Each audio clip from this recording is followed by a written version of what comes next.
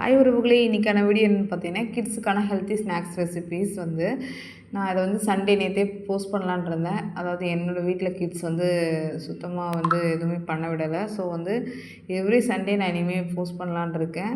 முன்னாடியே வீடியோ எடுத்து ஷெட்யூல் பண்ணலான்னு இருக்கேன். நீங்கள் சப்ஸ்கிரைப் பண்ணி வச்சுக்கோங்க. நிறைய பேர் சப்ஸ்கிரைப் பண்ணாமல் பார்க்குறீங்க. கண்டிப்பாக வீடியோ யூஸ்ஃபுல்லாக இருக்கும். வாங்க வீடியோக்குள்ளே போகலாம். அதாவது ராகி மாவு, அரிசி மாவு, கோதுமை மாவு இது எப்போவுமே நம்ம வீட்டிலேயே வச்சுக்கிற மாதிரி, அதாவது வீட்டிலே ரெடியாகவே இருக்கும். அந்த மாதிரி இருந்ததுன்னா நம்ம தேவையில்லாமல் இந்த குழந்தைங்களுக்கு நம்ம வெளியே இந்த பேக்கெட்டில் இருக்க ஸ்நாக்ஸ் வாங்கி கொடுக்க மாட்டோம். ஏன்னா நம்ம வீட்டில் இருக்கும்போது எதையோ போட்டு ஏதோ ஒன்று கலக்கி நம்ம கொடுத்துருவோம். கலக்கி கொடுக்கும்போது அவங்க அது ஹெல்த்தியுமே சரி, நம்ம கடையில் வாங்கி கொடுக்குறது காஸ்ட்டு வேஸ்ட்டை விட அதனால நம்ம ஒரு சிப்ஸ்லேயே பார்த்திங்கன்னா நிறைய அன்றைக்கி தேவையான உப்பு ஒரு சிப்ஸ், ஒரு உருளைக்கிழங்கு சிப்ஸ்னு வச்சுக்கோங்களேன். அதில் அன்றைக்கி குழந்தைங்களுக்கு எவ்வளோ உப்பு தேவையோ அதை விட அதிகமாகவே இருக்கும் அந்த ஒரு சிப்ஸ் பேக்கெட்லேயே. அது அவங்க அப்போவே சாப்பிட்டு முடிச்சுட்டாங்கன்னா அவங்களுக்கு பார்த்துக்கோங்க, அதுக்கு மேலே சாப்பிட்ற உப்புலாம் தேவையில்லாமல் போய் அவங்களுடைய ஹெல்த்தை தான் ஸ்பாயில் பண்ணும். இதனால் ஃப்யூச்சரில் நிறைய ப்ராப்ளம்ஸ் இருக்கும். இது இப்போ வேணால் ஒரு சின்ன விஷயமா இருக்கலாம். இது குழந்தை பெருசாகும்போது அது என்றைக்கா இருந்தாலும் ஒரு ப்ராப்ளமாக இருக்கும். எப்போவுமே இந்த 3 மாவு இருக்க மாதிரி நீங்கள் பார்த்துக்கோங்க. இருந்ததுன்னா நீங்கள் இதில் ஏதாவது செஞ்சு கொடுத்துலாம். என்ன மாதிரி ஐடியாஸ்லாம் நான் சொல்லலான் இருக்கேன்னு பாருங்கள். அப்புறம் உடச்சக்கடல, கடையில உடச்சக்கடல, வேர்க்கடலை, கருப்பு உளுந்து, பாசிப்பருப்பு இதெல்லாம் இருக்க மாதிரி இருந்ததுன்னா நம்ம இன்ஸ்டண்ட்டாக ஏதாவது குழந்தைக்கு செஞ்சு கொடுக்கலாம். ஸோ என்னென்ன ஐடியாஸ் இருக்குதுன்னு பார்க்கலாம். ஃபஸ்ட்டு ராகி கொழுக்கட்டை. அதாவது திங்கட்கிழமை பார்த்திங்கன்னா ஸ்கூலுக்கு ஸ்நாக்ஸ் மேக்ஸிமம் பார்த்திங்கன்னா நிறைய பேர் பிஸ்கெட்டு, சாக்லேட்டு ஏதாவது நிறைய எடுத்துகிட்டு வருவாங்க. நம்ம குழந்தைங்களே பார்த்து அம்மா அந்த மாதிரி எனக்கு கொடு, ஏன் இந்த மாதிரி கொடுக்க மாட்டேன்னு கேட்பாங்க. அதை நம்ம சொல்லி அவங்களுக்கு தான் புரிய வைக்கணும். இந்த மாதிரி சாக்லேட் சாப்பிட்டா இந்த மாதிரி பல்லு சொத்தையாகிடும், அப்புறம் பல்லுலாம் அசிங்கமாகிடும், நீ பார்த்துக்கோ, இந்த மாதிரி சாப்பிட்டா நல்லாயிருக்கும், பல் எவ்வளோ அழகாக இருக்கு பாரு, நீ அந்த மாதிரி அவங்களுக்கு நம்ம சொல்லி புரிய வைக்கணும் ஃபஸ்ட்டு. சரிங்களா? ஃபஸ்ட்டு ராகி கொழுக்கட்டை. ராகி கொழுக்கட்டைலாம் ரொம்ப ஈஸி தான். ஒரு 10 நிமிஷத்தில் 15 நிமிஷத்தில் செஞ்சு முடிச்சிடலாம். அதாவது ராகி 1 கிளாஸு, அவல் ஒரு அரை கிளாஸ், தேங்காய் இது மட்டும் தான் தேவைப்படும். அரை கிளாஸு இதை போட்டு ஏலக்காய் போட்டு நாட்டு சக்கரை போட்டு அப்படியே பிடிச்சி நீங்கள் பிடி கொழுக்கட்டை மாதிரி நீங்கள் வச்சிங்கன்னா 10 நிமிஷத்தில் வெந்துடும்.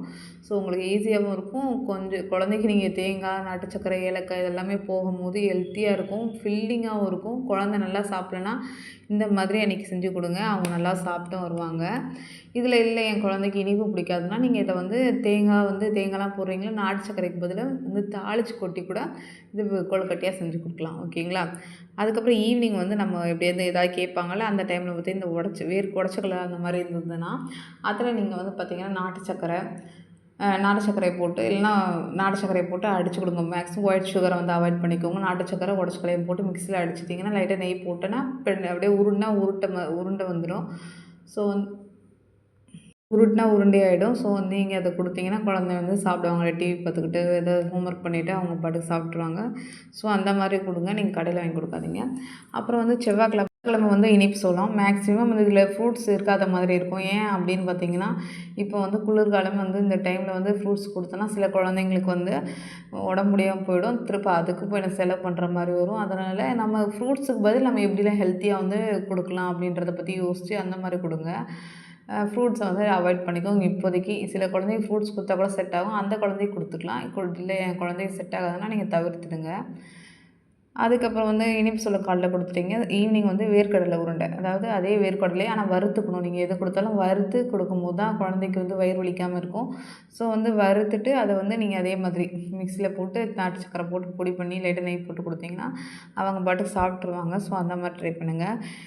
புதன்கிழமை சக்கரவள்ளி கிழங்கு நல்லா இது பண்ணிவிட்டு நீங்கள் கட்லெட் மாதிரி கூட இது லைட்டாக பார்த்திங்கன்னா கட்லெட் மாதிரி கூட நீங்கள் செஞ்சு கொடுக்கலாம்.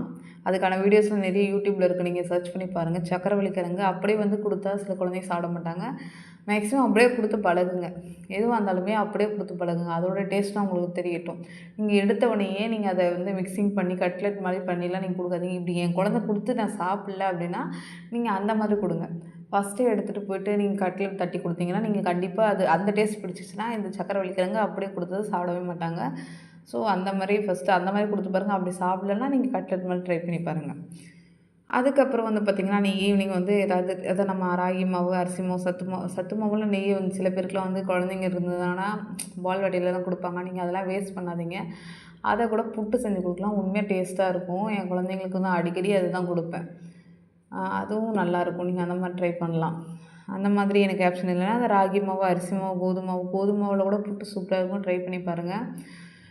ஈஸி தான் புட்டு செய்கிறதுலாம். அவ்வளோ பெரிய ஒரு கம்பு சுற்றுற வேலைலாம் கிடையாது. நீங்கள் அதான் மாவை எடுத்துக்கிட்டு அதை நல்லா சலிச்சுக்கோங்க. சலிச்சுக்கிட்டு மாவை எடுத்துக்கிட்டு அதில் வந்து பார்த்திங்கன்னா லைட்டாக உப்பு போட்டுக்கோங்க. லைட்டாக உப்பு போட்டுட்டு தண்ணி தெளித்து அதுக்கப்புறம் கூட தண்ணி தெளித்து உங்களுக்கு அந்தளவுக்கு புட்டு மாதிரி வரல அப்படின்னு தோணுச்சுன்னா அதை ஒரு டைம் மிக்ஸியில் விட்டு ஒரு திருப்புனீங்கன்னா கரெக்டாக புட்டு மாதிரி ஆகிடும். நீங்கள் அதில் தேங்காய் சில பேருக்கு இனிப்பு போட்டால் பிடிக்காது. சில குழந்தைங்க காரம் தான் சாப்பிடுவாங்க. அப்படின்னா அவங்களுக்கு வந்து தாளித்து கொட்டி கூட வேக வச்சு தாளித்து கொட்டி அந்த மாதிரி புட்டு மாதிரி செஞ்சு கொடுத்துடலாம். ஸோ அதுக்கப்புறம் வியாழக்கிழமை வந்து வேர்க்கடலை அதாவது ஊற வச்சு வேக வச்சு அந்த மாதிரி கொடுங்க ஸ்கூலுக்கு. அதில் வந்து லைட்டாக பார்த்திங்கன்னா கேரட்டு, லைட்டாக லெமன்லாம் போட்டு லைட்டாக உப்பு கூட போட்டு நீங்கள் இது கலந்து வச்சிங்கன்னா உண்மையாக சூப்பராக இருக்கும். அது ஊறியும் இருக்கும். அவங்க சாப்பிடும்போது அவங்களுக்கு ரொம்ப பிடிக்கும். அந்த மாதிரி கொடுங்க. அதுக்கப்புறம் வந்து கோதுமை மாவு ஈவினிங் வந்து அவங்க வந்து ஒரே மாதிரி லட்டு, பணியாரம் அந்த மாதிரி லட்டு, புட்டு அந்த மாதிரி சாப்பிட்டுக்கிட்டே இருந்தால் அவங்களுக்கு போர் தானே அடிக்கும். அதனால அன்றைக்கி வந்து பார்த்திங்கன்னா வாழைப்பழம்லாம் போட்டு கோதுமை மாவுலேயே பணியாரம் மாதிரி அதாவது லைட்டாக ஃப்ரை பண்ணி ஒரே மாதிரி ரொம்ப ஹெல்த்தியாகவும் கொடுத்தோன்னா அவங்களுக்கும் போர் அடிச்சு போயிடும். ஸோ ஒரு நாள் பணியாரம் அதாவது லைட்டாக குழி பணியாரத்தில் அது கொஞ்சம் எண்ணெய் ஊற்றி கூட அந்த மாதிரி பண்ணி கொடுக்கலாம். இல்லை நான் பணியாரத்தை கொஞ்சம் நிறைய ஊற்றி அந்த மாதிரி பணியாரம் மாதிரி போட்டுட்டுக்கலாம் அந்த மாதிரி கூட கொடுக்கலாம். ஸோ வந்து எப்படி இருந்தாலும் நம்ம குழந்தைக்கு எப்படி சொல்கிறது, நம்ம கடையில் வாங்கி கொடுக்குறது நம்ம வீட்டில் செஞ்சுறது ஹெல்த்தி தான். ஸோ இந்த மாதிரி கொடுக்கலாம். அதுக்கப்புறம் வெள்ளிக்கிழமை வந்து பார்த்திங்கன்னா ராகி சேமியா நீங்கள் கடையில் வாங்கி கொடுத்தா ரேட் அதிகமாக இருக்கும். ஸோ நீங்கள் வீட்லேயே அரைச்சி மாவு வச்சுருந்தீங்கன்னா அது நம்ம இந்த முறுக்கு சுடுவோம்ல அந்த மாதிரி அச்சிலேயே குட்டி குட்டியாக இடியாப்பத்துக்கு வரும். அந்த அச்சில் நீங்கள் போட்டு சுட்டிங்கன்னா அந்த சேமியா மாதிரியே வரும். அதை சுட்டு நீங்கள் அந்த மாதிரி அதை இனிப்பு குழந்தைக்கு பிடிக்குன்னா இனிப்பு போட்டு தேங்காய் போட்டு கொடுக்கலாம். இல்லை என் குழந்தைக்கு காரம் பிடிக்குன்னா நீங்கள் காரம் போட்டு அந்த கடலையெல்லாம் போட்டு நீங்கள் தாளித்து கொடுத்தீங்கன்னா அதுவும் நல்லாயிருக்கும். அந்த மாதிரி ட்ரை பண்ணுங்கள். அதுக்கப்புறம் வந்து உப்பு உருண்டை ஈவினிங் வந்து பார்த்திங்கன்னா உப்பு உருண்டை அதாவது இனிப்பாகவே கொடுத்துட்ருந்தா அவங்களுக்கும் போர் அடிக்கல. ஸோ வந்து அதாவது அரிசி மாவு வந்து பார்த்திங்கன்னா நான் எப்படி இது பண்ணுவேன் அப்படின்னு பார்த்திங்கன்னா கடையிலலாம் வாங்க மாட்டேன். இந்த ரேஷனில் கொடுப்பாங்களா பச்சரிசி கழுவி காய வச்சு அரைச்சி வச்சுக்கிட்டோம்னா அதை நம்ம வந்து தேவைப்படுற போது நல்லா ஜலிச்சுட்டு அதை வந்து உப்பு உருண்டை மாதிரி செஞ்சு கொடுங்க.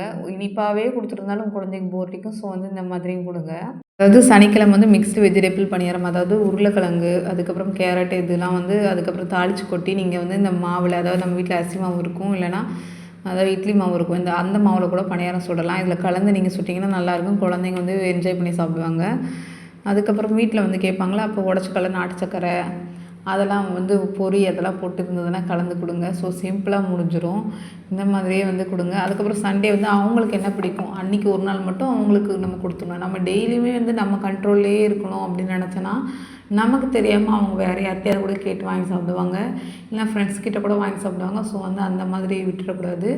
அவங்களுக்கு பிடிச்சதும் கொடுக்கணும். அது வந்து இன்றைக்கி தான் ஒரு நாள் தான் அப்படின்னு நம்ம ஒரு இது கொடுத்துட்டோம்னா அவங்க அதோடு நிப்பாட்டிப்பாங்க. நம்ம கொடுக்கவே மாட்டோம் அப்படின்னு நினச்சோன்னா அவங்க வந்து நமக்கு தெரியாமல் இப்படி சாப்பிட்லாம் அப்படின்னு தான் நினைப்பாங்க. ஸோ வந்து சண்டே மட்டும் அவங்களுக்கு ஃப்ரீயாக கொஞ்சம் விட்டுடுங்க. என்ன சொல்கிறேன்னா அப்படின்னா பாதாம், பிஸ்தா, முந்திரி இந்த மாதிரி தான் கொடுத்து ஹெல்த்தியாக குழந்தைய வளர்க்கணும்னா அது கரெக்டு தான். அதில் வந்து நம்ம கொடுக்கலாம் தான் நம்ம குழந்தைக்கு. ஆனால் நான் அதை கூட அஃபோர்ட் பண்ண அந்த அளவுக்கு அஃபோர்ட் பண்ண முடியாதவங்களும் இருக்காங்கல்ல. ஸோ அவங்களுக்கான இது தான். ராகி வந்து நம்ம வந்து பார்த்திங்கன்னா நம்ம ரேட்டு கம்மி தான் இருக்கிறதுலே மில்லட்லேயே. அதை நம்ம வாங்கி வந்து கழுவி அதை முளை கட்டி வச்சு நம்ம அரைச்சி வச்சுக்கிட்டோன்னு வச்சுக்கோங்களேன். அதை வந்து ரொம்ப நல்லாயிருக்கும். அதுவே ஹெல்த்தி தான். நம்ம அரிசி மாவும் நம்ம ரேஷன்லேயே கொடுத்துருவாங்க. அதை நம்ம கழுவி காய வச்சு அரைச்சி கூட வச்சுக்கலாம். கோதுமை மாவும் ரேஷனில் கொடுக்குறது நல்லா பார்த்து கழுவி காய வச்சு அரைச்சி வச்சுக்கிட்டோம்னா இதெல்லாம் ரொம்ப சிம்பிளாக நம்ம வந்து ஒரு பட்ஜெட்குள்ளவும் நம்ம குழந்தைய நம்ம ஹெல்த்தியாக வளர்க்கணும்னு நினச்சிட்டோம்னா கண்டிப்பாக நம்ம கொஞ்சம் கஷ்டப்பட்டு தான் ஆகணும். அப்போ தான் நம்ம கொஞ்சம் காசுலையும் ஹெல்த்தியாக வளர்க்க முடியும். ஸோ வந்து பார்த்துக்கோங்க. இந்த வீடியோ உங்களுக்கு யூஸ்ஃபுல்லாக இருந்திருக்கும்னு நினைக்கிறேன். உங்களுக்கு யூஸ்ஃபுல்லாக இருந்தால் லைக் பண்ணிக்கோங்க, ஷேர் பண்ணிக்கோங்க, மறக்காமல் சப்ஸ்கிரைப் பண்ணிக்கோங்க. தேங்க்யூ.